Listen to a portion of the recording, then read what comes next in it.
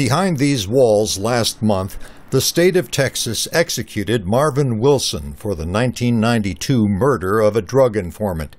The mentally retarded people should not be executed. Wilson's attorneys had made a last-minute appeal to the U.S. Supreme Court based on tests showing he was mentally disabled. But the state presented evidence to the contrary, and the court rejected the appeal. People are gathered to say no to the death penalty. Death penalty opponent Gloria Rubeck says the state criteria used to assess Wilson were inadequate. None of them were based on medical or psychological determinants. For some families seeking justice for murder victims, the debate over a prisoner's mental capacity does not change their support for the death penalty.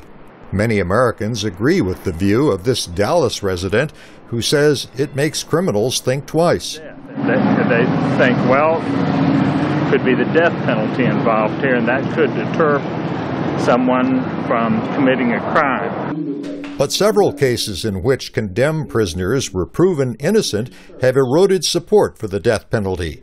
Rice University professor Robert Stein studies public attitudes on the death penalty in Texas. The public has supported the death penalty up until about the mid-90s, and there's been a precipitous decline in support for the death penalty. Stein says the increasing numbers of Hispanics and other minorities contribute to that decline, since minorities are more likely to be sentenced to death. But since a large majority of people still strongly back the death penalty in Texas, Stein says opponents focus more on helping disadvantaged defendants. Rather than attack the death penalty, a lot of people who are concerned that the death penalty is unfairly meted out, and that's their principal concern, have gone back a step and said, you know what, let's stop the number of cases that end up in a death penalty by providing better justice.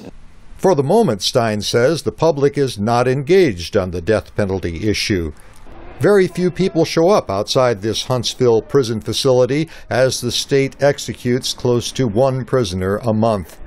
Support for the death penalty remains strong here in Texas, and there are no political efforts underway to abolish it. Greg Flakus, VOA News, Huntsville, Texas.